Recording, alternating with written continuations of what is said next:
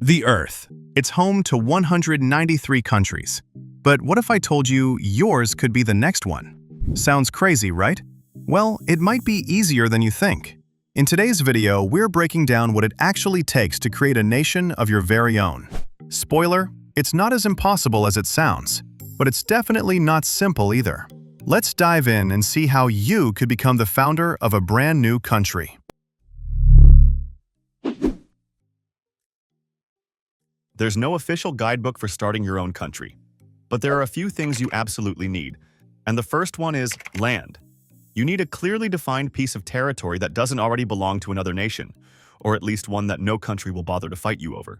The problem is, there's not much free land left on Earth, but surprisingly, there are still a few places out there. These areas are called terra nullius, which means nobody's land. And right now, there are exactly 3 of them. First up is Bir Tawil. It's a 2,060 square kilometer stretch of desert on the border between Egypt and Sudan. And here's why it's so unique.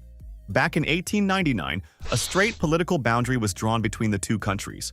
Just a few years later, in 1902, a different administrative boundary was created, which curved around based on how the land was actually used by local tribes. Egypt insists the straight 1899 line is the real border. Sudan insists the 1902 line is correct. The result?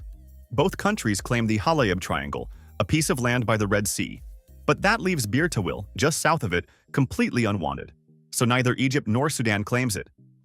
And of course, people have tried to make it their own country.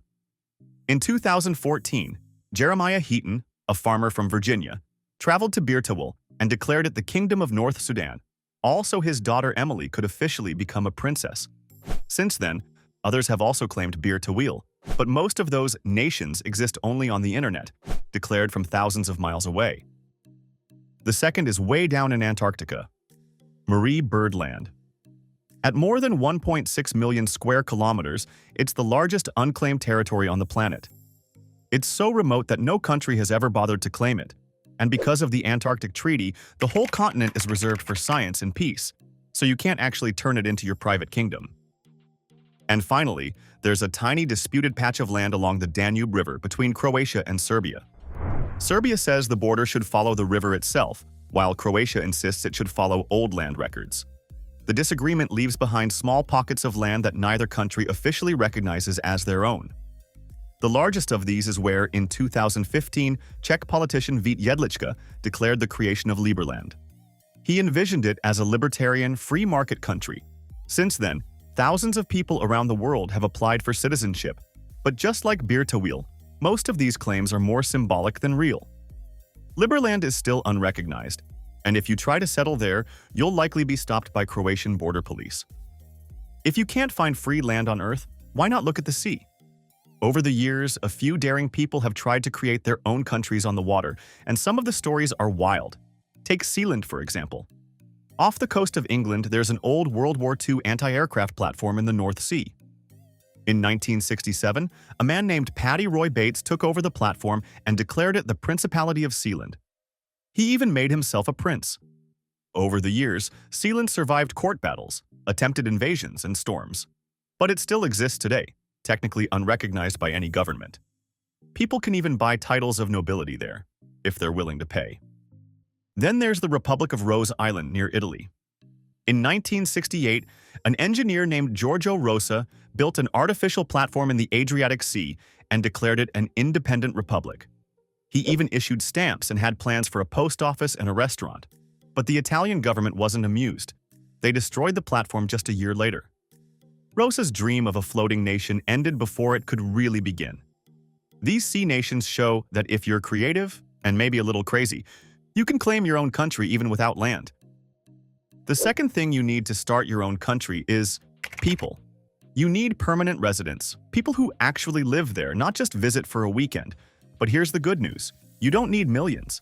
In fact, you can start really small. Take the Vatican, for example. It's the world's smallest country with just about 800 residents. That's smaller than some apartment buildings. So, when it comes to population, think quality over quantity. A tiny, dedicated group of citizens is all you really need to get started. Next up, a constitution. Don't worry, it doesn't have to be some long, complicated legal tome. You just need a basic set of rules for your country, how it's run, what citizens can do, and how decisions are made. For example, Iceland's entire constitution is only about 4,000 words long. To put that in perspective, that's about the same length as this entire video. So when it comes to creating your own country, a simple, clear constitution is more than enough to get started.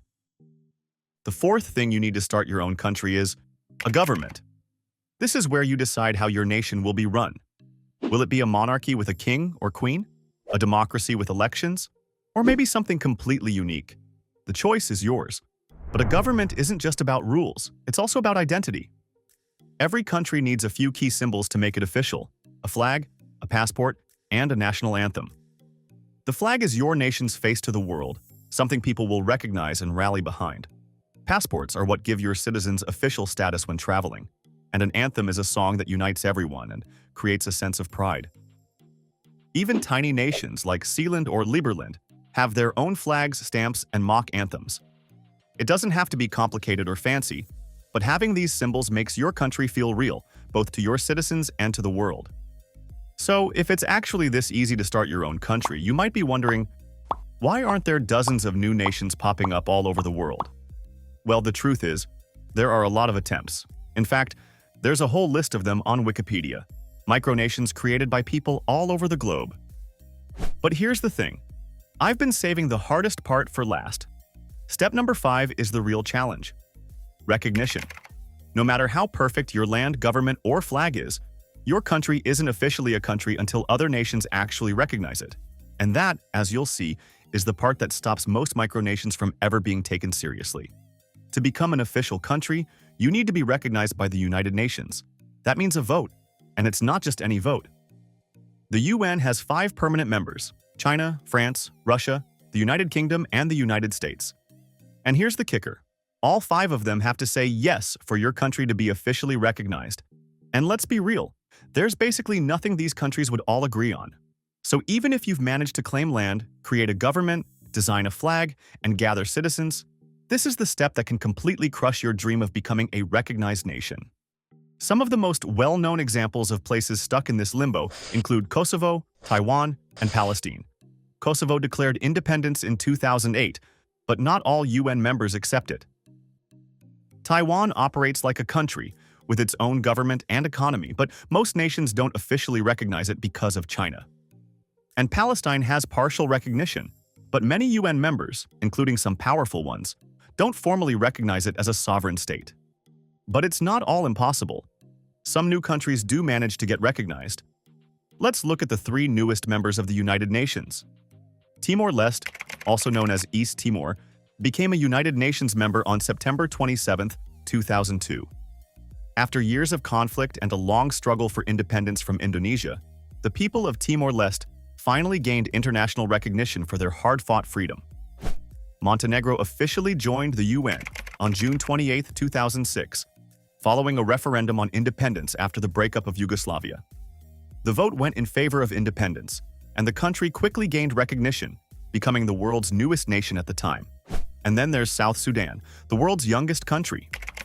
After decades of civil war in Sudan, South Sudan declared independence in 2011. It was finally recognized by the UN on July 14, 2011, becoming the 193rd member state. Now here's something interesting. There's a region called Somaliland in the Horn of Africa. It has its own government, army, passports, and even its own currency. In many ways, it functions just like South Sudan did at independence. The only difference? South Sudan got recognized by the UN, while Somaliland hasn't. Recognition isn't just about what you do, it's also about global politics, timing, and who's willing to say yes. So, to sum it all up, starting your own country is easier than you might think. You need land, people, a constitution, a government with a flag, passport, and anthem. And finally, the hardest part, recognition. Many have tried, from Beerta and Liberland, to see micronations like Sealand, but getting the world to say yes is the real challenge. The moral? Dreaming big is fun, and creativity can take you far. But in the real world, politics and recognition make it much harder than just claiming a piece of land. And if you're ready to take your imagination a step further, why not design your very own country map? I can make a custom map just for you. Visit my Etsy shop at the link below. Send me the details and I'll bring your new nation to life. Thanks so much for watching. If you enjoyed this video, don't forget to hit that like button and subscribe for more geography adventures. And as always, I'll see you in the next video.